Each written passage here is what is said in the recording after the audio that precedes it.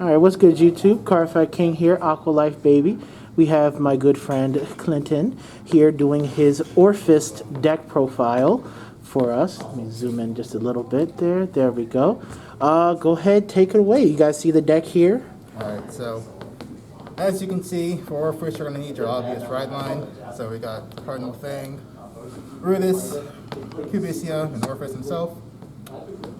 So for my grade 3s, I'm deciding to go with a max of, what is this, 12 in total? 12. In the ride deck? Yeah. We've got 2 of your order card. It's spot removal for front row when the card I'm going to talk about next isn't able to quite cut it. We've got 4 of Jabatail, and Jabatail is probably one of the more useful cards out of the deck in terms of rear guards. It'll clear columns if your opponent's not careful, and it can also take out some pesky back rows if your opponent happens to leave something behind their vanguard when you're going in face. And apart from that, obviously we're going to have your remaining Orfist cards. Orfist himself is going to be your kind of bus to make shadow tokens, swarm the field, hit big numbers, you know the deal. For grade 2s, we've got 4 Howling Moonlit Night. I personally prefer this order card over the grade 3 one because I find the draw more valuable for the most part. Half the time when I'm facing players, they are going to either not have a front row by the time I get to grade 3 if I'm going first, or they're going to have something that can move itself into the soul, or you know, just attack on the back row if it's like Magnolia or something. So in that sense, I would rather draw the extra card than go for an extra piece of spot removal. Rounding out the grade 2s, we've got another 3 copies of Cubacia. Cubacia as a rear guard is probably one of your second most valuable pieces due to the fact that it becomes a 15k attacker, which can force out more guard from your opponent without the extra commitment that it would take to swarm your field with just tokens. So apart from that, we're going down to the grade 1s. We've got 4 Bobomon. Bobomon is a staple in all Brent Gate decks. There is no reason not to run it at 4. Even in decks such as Prison, I would still recommend it at 4 because the extra soul will come in handy more often than you think.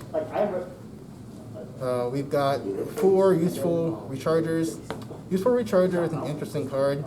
I feel as if with this card in particular, I would use its skill when I feel that I'm not going to have enough basic triggers in my hand to protect myself, and it'll help make the extra values that I need to hit to protect myself in the long run. We've got 4 perfect guards. Obvious staple, nothing you can do about it. I would not go back to any other perfect guard besides these ones. Nope. And for my flex spot, I'm deciding to run 2 lightning. And what lightning is that it's going to be a kind of +2, give your vanguard +30 to the end of the battle as a blitz order. Normally, you're not going to use it too much, but when you do use it, it's often when your first 3 tokens aren't being removed too hard, because you don't want to just keep going willy-nilly with your tokens and just form a field of 5. Doing that's going to run you out of resources because in the event you haven't noticed, all of the special skills from Orfist require counterblast. So you want to be sure you can manage that properly to pilot the deck well. For my triggers, I'm deciding to go with obviously your 1 over trigger, 4 front triggers, 7 crit triggers, and 4 heals. Most people decide to go with 8 crit, and the last 3 triggers are usually, draws or fronts or something. I'm deciding to go with 4 fronts because of the fact that I don't want to just have a weak line in the event that my opponent, starves out my counterblast or something like that. So that way I can have the opportunity to go in early for a rush. It'll open up better, I'll hit better numbers in the early game because bottom line is that Orfist is an aggressive deck, so sometimes you gotta go aggro. It can tank itself in the long run sometimes if you're able to hold out and your opponent's unlucky on some of their trigger checks. But it will fall flat to a lot of removal. So being able to make use of that early damage when your opponent's hand size is pretty low is kind of big. And it's definitely won me a few games.